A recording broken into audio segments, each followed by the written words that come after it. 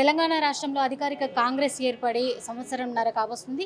ఇచ్చినటువంటి 6 గ్యారంటీలను కూడా ఒక్కొక్కటిగా అమలు పరుస్తున్నారు. అదేవిధంగా నిన్న జరిగినట్లు చూస్తే మాత్రం ఏదైతే నిరుద్యోగ మహాధర్నా అనేది పెద్ద ఎత్తున జరగడం జరిగింది. మరి నోటిఫికేషన్స్ ఎప్పుడేస్తారు, అదేవిధంగా నిరుద్యోగులకు ఉద్యోగ అవకాశాలు ప్రభుత్వం ఎప్పుడు కల్పిస్తుంది అనే అంశాలకు బల్మూరి వెంకట్ ఉన్నారు, ఎమ్మెల్సీ. సార్ చెప్పండి, నిజంగా ఒక్కొక్కటిగా అమలు చేస్తూ వస్తున్నారు ఇచ్చినటువంటి హామీలను. నిన్న మాత్రం ఏదైతే ఇందిరా పార్క్ దగ్గర మాత్రం మహాధర్నా పెద్ద ఎత్తున నిర్వహించారు. దీనికి వాళ్ళకి ఏం చెప్పదచ్చు? తెలంగాణ రాష్ట్రంలో ఉన్న నిరుద్యోగులందరూ కూడా మీరు కావాలని చెప్పి ప్రభుత్వం వస్తే మనకు ఉద్యోగాలు వస్తుందని చెప్పి నమ్మి ఆ రోజు నాతో పాటు ఏదైతే ప్రతి ఒక్క యువకులందరూ కూడా నడుం బిగించి కాంగ్రెస్ ప్రభుత్వాన్ని మనం ఏర్పాటు చేసుకున్న సమయంలో పెండింగ్లో ఉన్న నోటిఫికేషన్స్, కోర్టు కేసు చిక్కుముడిలో ఉన్న అనేక సమస్యలు ఏవే ఉన్నాయి మీకు అన్నిటి తెలుసు. అవన్నిటినీ పరిష్కరించుకొని ఏదైతే ఆ నోటిఫికేషన్స్ వేయాలంటే గత నోటిఫికేషన్స్ని పూర్తి చేసుకోవాలి కాబట్టి అన్నిటినీ పూర్తి చేసుకొని వర్గీకరణను కూడా పూర్తి చేసుకొని అతి త్వరలో ఏదైతే సంబంధించి గ్రూప్ 1, గ్రూప్ 2, కానిస్టేబుల్, జీపీఓ అన్ని నోటిఫికేషన్స్ని కూడా దాని ప్రొసీజర్ అనేది నడుస్తుంది. అతి త్వరలో నెక్స్ట్ అసెంబ్లీ సెషన్ లోపల గౌరవ ముఖ్యమంత్రి గారి నోటి మీదుగా ఆ శుభవార్తని నిరుద్యోగులకి ప్రజాప్రభుత్వము చెప్పబోతుంది. కానీ కొంతమంది ఇవి తెలిసి ఇవ్వబోతున్నామనే ఉద్దేశపూర్వకంగా బీజేపీ పార్టీ, బీఆర్ఎస్ పార్టీ, కొన్ని కోచింగ్ సెంటర్లో ఉన్న కొంతమంది యాజమాన్యాలు ఎవరైతే ఉన్నారో వాళ్ళ స్వార్థ ప్రయోజనాల కోసము నిరుద్యోగులని మనని తప్పుదో పట్టించి మన ప్రభుత్వానిపైనే మనం బురద జల్లే ఒక ప్రయత్నం చేస్తున్నారు. నిరుద్యోగులందరూ కూడా అప్రమత్తంగా ఉండి వాస్తవాలు మీకు తెలుసు, మీకు మేము అందుబాటులో ఉన్నాం, తప్పనిసరిగా మీరు కోరుకునే విధంగా ప్రభుత్వంలో ఉన్న ప్రతి ఖాళీని కూడా భర్తీ చేస్తామని ఒక నమ్మకాన్ని నిరుద్యోగులకి మీ 24/7 మీడియా ద్వారా తెలియజేయదలుచుకున్నాను. కానీ కొత్తగా నోటిఫికేషన్స్ ఎక్కడ వేసింది? ఎందుకంటే ఇప్పుడు మేము 50,000 ఉద్యోగాలు ఇచ్చామంటున్నటువంటి కాంగ్రెస్ ప్రభుత్వము గతంలో బీఆర్ఎస్ ఇచ్చినటువంటి నోటీసులని అంటే ఎగ్జామ్లనే పెట్టి, అదేవిధంగా ఇప్పుడు మాత్రం వాళ్ళకి అపాయింట్మెంట్ లెటర్లు ఇవ్వడంలో ముందుంది కానీ నోటిఫికేషన్ వేయడంలో ముందు లేదు అని చెప్పేసి బీఆర్ఎస్ వాళ్ళు అంటున్నారు. దీనికి ఏమంటారు? ఇప్పుడు వాళ్ళు మాట్లాడే మాటలు, బీఆర్ఎస్ వాళ్ళు మాట్లాడే మాటలు ఏదైతే రాజకీయ పరంగా వాళ్ళు 2017లో ఒక నోటిఫికేషన్ ఇచ్చారు. 2017లో నోటిఫికేషన్ ఇచ్చి మొన్న మేము వచ్చేంత వరకు కోర్టు కేసు పరిష్కరించి నియామక పత్రాలు ఇవ్వలే. మరి 2017లో ఇచ్చిన నోటిఫికేషన్ సంబంధించి మీ బిడ్డ కల్వకుంట్ల కవిత గారికి ఉద్యోగం పోతే 6 నెలల్లో ఎమ్మెల్సీ ఉద్యోగం ఇచ్చారు.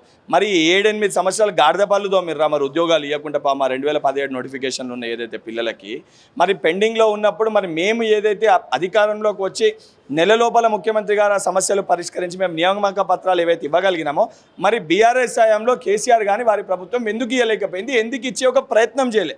అంటే కేవలము నోటిఫికేషన్లు పేపర్ల మటుకు ఇచ్చి దీన్ని విద్యార్థుల జీవితాలతో చెలగాటమాడిన ప్రభుత్వం బీఆర్ఎస్ ప్రభుత్వం. కొత్త నోటిఫికేషన్ ఇవ్వాలంటే ఎగ్జిస్టింగ్ నోటిఫికేషన్స్ని రిజాల్వ్ చేస్తూ ఆ నియామక పత్రాలు ఇచ్చినప్పుడే కొత్త నోటిఫికేషన్స్ని ఆయా డిపార్ట్మెంట్స్లో డీనోటిఫై చేయవచ్చు. అది బాధ్యతతోటి వాటిని పరిష్కరించి వాళ్ళు ఇచ్చిన నోటిఫికేషన్, వాళ్ళు పెట్టిన ఎగ్జామ్ను మేమెందుకు నియామక పత్రాలు ఇవ్వాలని మేము పంతాలకి పోలే.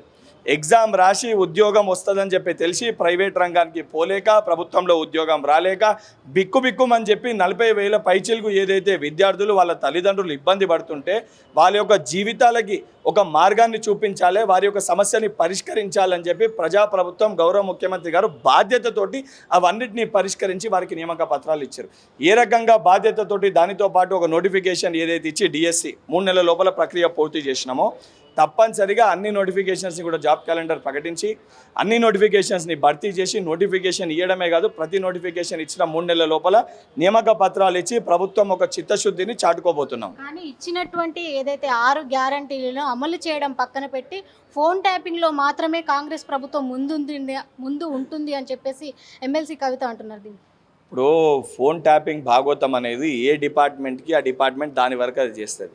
సంక్షేమ పథకాలు అమలు చేయడంలో ప్రతి మినిస్ట్రీ దేని డిపార్ట్మెంట్ వాళ్ళు చేస్తారు. కలెక్టర్స్ పని కలెక్టర్స్ చేస్తారు, పోలీస్ డిపార్ట్మెంట్ పని వాళ్ళు చేస్తారు, ఏసీబీ వాళ్ళ పని వాళ్ళు చేస్తారు.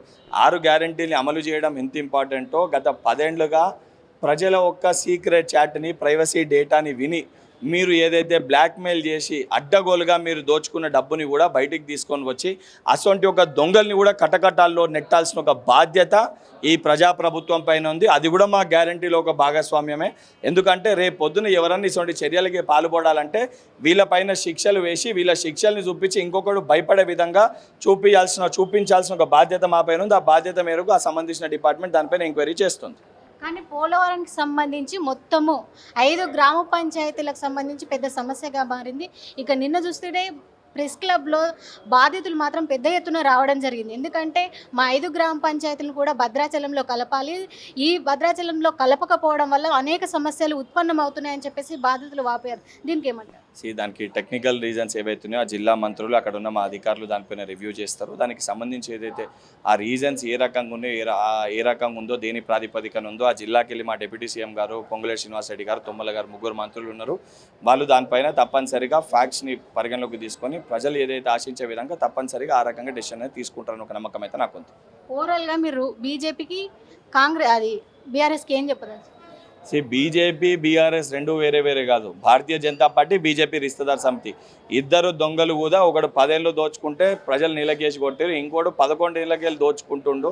వాడు ఉద్దేశపూర్వకంగా వాడు చేసిన అక్రమాలు, అవినీతి బయట పడొద్దన్న ఉద్దేశంతో రాష్ట్రం సంబంధించి తెలంగాణ రాష్ట్రము ఇక్కడ సమస్యల గురించి మాట్లాడుతారు. నిజంగా వాళ్ళకి మాట్లాడే అర్హత లేదు. ముఖ్యంగా ఉద్యోగాల గురించి మీరు మాట్లాడే ముందు ఈరోజు ఏదైతే కానిస్టేబుల్ అభ్యర్థులు ఎవరైతే ఇబ్బందులు పడుతున్నారో దాంట్లో కొంతమంది ఆర్మీకి కూడా ప్రిపేర్ అయ్యే వాళ్ళు కూడా ఉంటారు. ఆర్మీకి ప్రిపేర్ అయ్యే వాళ్ళు మీరు అక్కడ ప్రాపర్ రిక్రూట్మెంట్ చేయకపోతే అక్కడ ప్రిపేర్ అయిన వచ్చి అలా మన దగ్గర కానిస్టేబుల్స్ దానికోసం ప్రిపేర్ అవుతారు. ముందు కేంద్రం ఇస్తాన్న ఉద్యోగాలు సంవత్సరానికి 2 కోట్ల ఉద్యోగాలు అని చెప్పారు. 11 ఏళ్ళు అంటే దాదాపు 22 కోట్ల ఉద్యోగాలు ఇవ్వాలి. 22 కోట్ల ఉద్యోగాల్లో తెలంగాణ భాగస్వామ్యం వేసుకుంటే సుమారు 35 లక్షల పైచీలకు ఉద్యోగాలు తెలంగాణ ఇక్కడున్న విద్యార్థులకు, యువకులకు కూడా వచ్చే పరిస్థితి. ముందు ఆ ఉద్యోగాల గురించి స్పష్టత ఇచ్చి తర్వాత ఈ అంశాలపైన మాట్లాడాలని భారతీయ జనతా పార్టీ నాయకులను హెచ్చరిస్తున్నా. దానితో పాటు బీఆర్ఎస్ పార్టీ నాయకులు మీరు చేసిన అక్రమాలు, మీరు చేసిన అవినీతి, మీరు చేసిన దోపిడీ దానిపైన ముందు తెలంగాణ ప్రజలకి సమాధానం చెప్పి తర్వాత బయటికి వచ్చి ఆ కుటుంబం నీతి వ్యాఖ్యలు మాట్లాడాలి తప్ప ఇష్టం వచ్చినట్టు నోటికి వచ్చినట్టు మాట్లాడితే రేపొద్దున ప్రజల మీద గుడ్డలోడు తీసుకొట్టే పరిస్థితి ఏర్పడుతుందని చెప్పి వాళ్ళిద్దరిని హెచ్చరిస్తున్నారు. కేంద్రంలో 11 సంవత్సరాలుగా బీజేపీ అధికారంలో ఉంది. గత 10 ఏళ్ళుగా కూడా బీఆర్ఎస్ అధికారంలో ఉంది. 2 పార్టీలు ఒక్కటే. ఎందుకంటే రాష్ట్రాన్ని దోచుకున్నటువంటి పార్టీ బీఆర్ఎస్ పార్టీ.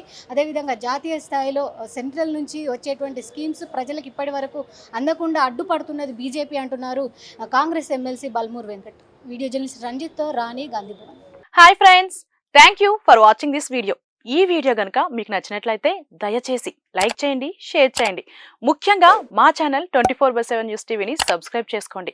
ఆ తర్వాత మీ విలువైన అభిప్రాయాల్ని, మార్పులు, చేర్పులు, కావాల్సిన వీడియో ఏమన్నా ఉంటే మన వీడియో కింద కామెంట్ సెక్షన్లో కామెంట్ రూపంలో తెలియజేయండి. నమస్కారం, సాయిదంచిక మాట్లాడుతున్నాను. ప్లీజ్ సబ్స్క్రైబ్, షేర్, లైక్ చేయండి 24/7 టీవీ ఛానల్.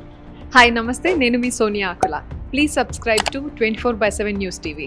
హాయ్ అండి, అందరికీ నమస్తే. నేను Mankota Prasad. Please do subscribe 24/7 news TV. Political, entertainment and infotainment updates కోసం like, share, subscribe 24/7 news TV.